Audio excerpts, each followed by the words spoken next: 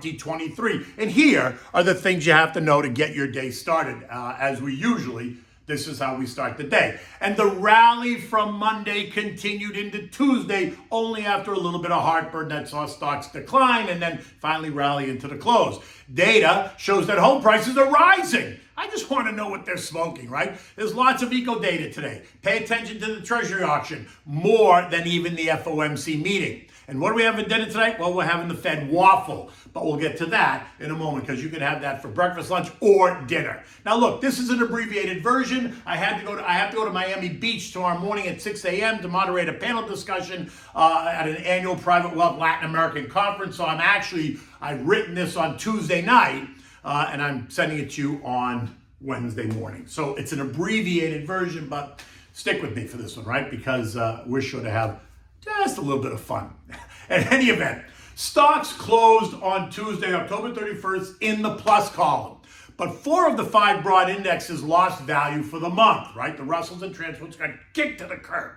But yesterday at 4 p.m., we saw the Dow gain 124 points or 0.4. The S&P was up 27 points or 0.6. The NASDAQ added 62 points or 0.5%. The Russell added 15 points or 0.9%, while the transports gained 70 points or 0.5%.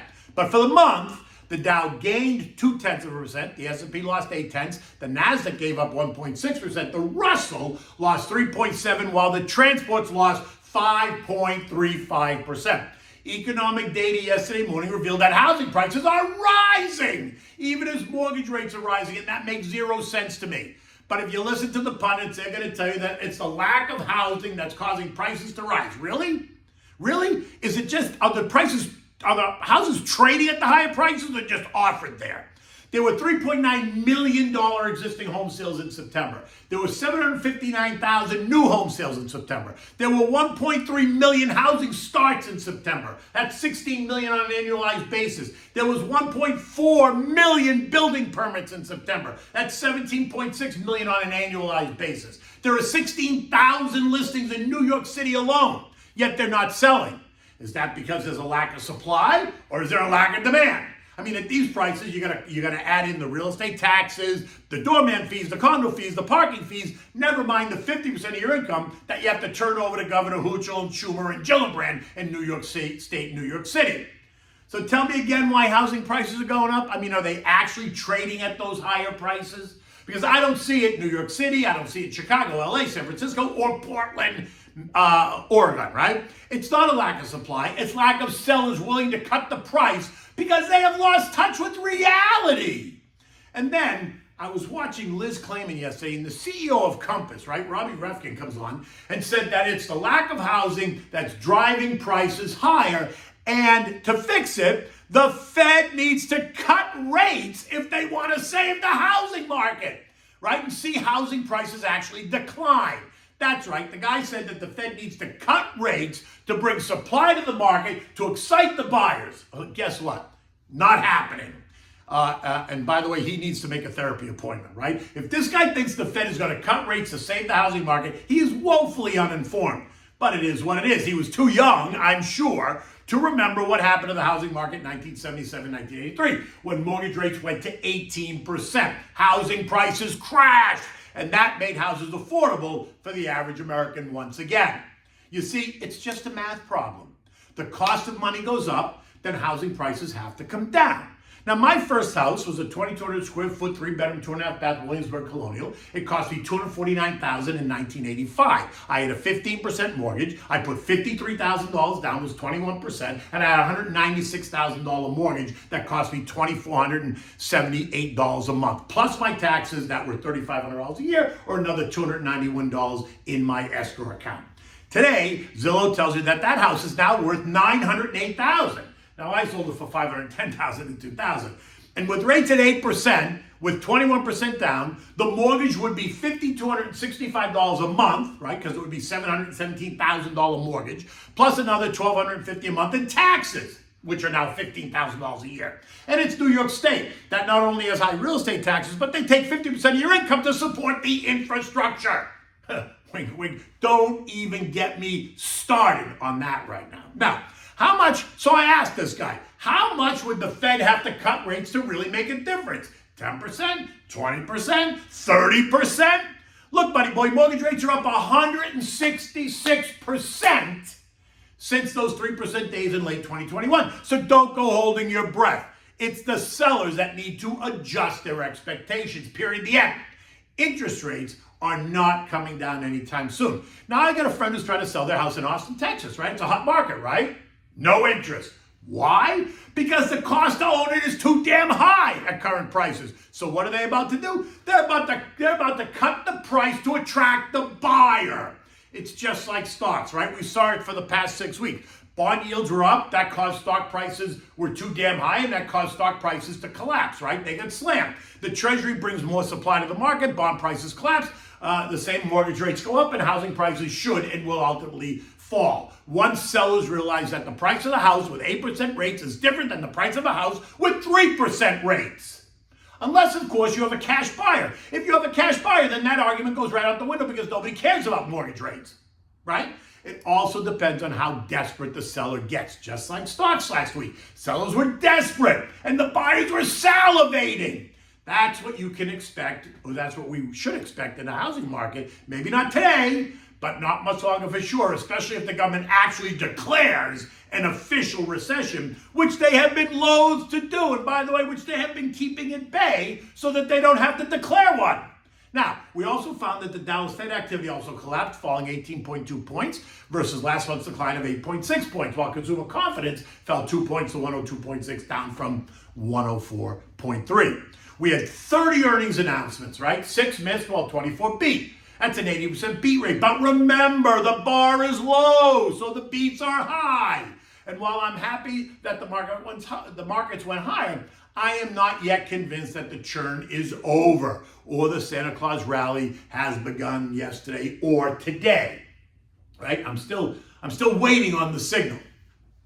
Economic data today includes mortgage apps. Let's see what happens now. ADP employment, which is expected to show 150,000 new jobs created. U.S. manufacturing PMI of 50, right? That's a neutral line. The JOLTS job openings of 9.4 million, down from 9.6 last month, suggesting a tightening labor market. And then we have the FOMC rate decision and the Treasury funding announcement. And that is the data point that I think, by the way, is going to be the most important, because it will be the indicator that affects bond prices, thus bond yields, right? A tepid response will see yields spike higher, the dollar will spike higher, and that will put pressure on stocks. While a robust response will push bond prices up and yields down, and the dollar down, causing stocks to go up. So sit tight, because it's going to be an interesting afternoon. And then you're going to find me on TV with Liz Clayman at 3 p.m. live from Jupiter, Florida, as we tear it all apart, right? Okay, so the S&P, since I'm writing this on Tuesday night, I should tell you this, it doesn't really matter, I guess, but at 8 p.m. on Tuesday evening, U.S. futures were lower. But look, you got 13 hours to go, so much can happen. So take that with the grain of salt that you should take that with. Anyway, the S&P closed at 4193. That's up 27 points. The continued boomerang bounce being credited to a short-term oversold condition and some month-end window dressing. Be careful. Do not overreact to this, meaning don't go thinking that you missed it. Don't go running as if prices have bottomed out.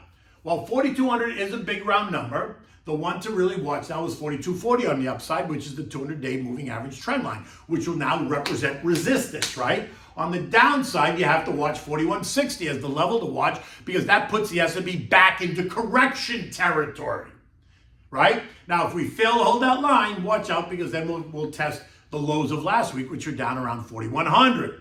Now, my gut says that we're going to kiss resistance, then we're going to fail, we're going to back off, we're going to churn, we're going to kiss it again before we pierce it, which then should allow for the Santa Claus rally to take root, potentially taking the S&P back to 4,300, 4,350, which would be about a 3% to 3.5% move up from here. But don't get too excited. So much still depends on the geopolitical issues that can cause short-term chaos. So sit tight, stick to your plan, keep new money in the money market account if that makes you feel better, right? It's okay. It's okay to do that. It's okay to find some stability in kind of an anxious environment. Okay, so now what are we having for dinner? This isn't really a dinner dish. It's more of a breakfast or a dessert dish or even a brunch dish, right? But I'm calling it the Fed Waffle. Because we're going to ask, is the Fed going to be decisive today or will they waffle? See how I did that? Now, you can have this, like I said, for breakfast and dessert. You can have it at brunch. You can mix the berries into the batter. You can put the berries right on top. You can add some whipped cream or not. You can make sure that you have to have warm maple syrup, but not the artificial kind because there's too much fructose, high fructose sugar in it. It gives you that artificial high and disconnects you from reality. So go for the real thing so that you remain focused and in control. Okay, so for this, you're going to need a waffle iron, right? You need 2 cups of flour, 1 tablespoon of baking powder, a half a teaspoon of salt, 2 cups of whole milk, 2 large eggs, which you're going to scramble first. You need 1 stick of melted butter and a bit of vanilla extract. You want to put plug the waffle iron in and let it heat up while you're mixing all this so that the waffle iron is ready to go when you need it. Now take all the dry ingredients, mix them all together, set them aside. Melt the butter in the microwave, just let it cool down just a bit before you just mix it in, right? So just so it cools down a bit. Now in a separate bowl, you're going to crack your 2 eggs and scramble them. You're going to add the milk, the butter, and the vanilla to that. Mix it really well. Now you're going to add all this to the dry ingredients. And you're going to mix that. Now don't over mix it, but just mix it so that it's all mixed, right? Set it aside for 5 to 8 minutes so that it kind of sets up for the iron. Now, when you're ready, spray the iron with some Pam, and then mix the mix again, just so it's mixed, and take a ladle and ladle enough batter to cover 3/4 of the iron and then close the cover, right? Don't worry about it if it shoots out of the sides. It might. If it's too much, then taper it the next time, right? The waffle is done when the light turns green or when the steam stops coming out of the sides of the waffle iron. Serve it, you open up, look at it, it's nice and brown, that goldeny brown color. And then you want to serve it up on a nice plate, put a dollop of butter right in the middle, make sure you got the warm maple syrup on your table along with any berries that you want to put on it, and finish it off with a cold glass of milk, right? In this case, you can use, the 2%, the 1%. Don't bother using the fat-free because it tastes like water. Don't do that. I'd have whole milk, which is a little bit much for us, older people. As a kid, whole milk is great. Otherwise, the 2% or 1% will work well. In any event, look, I'll see you tomorrow at 3 o'clock on Liz Clayman. Until then, take good care.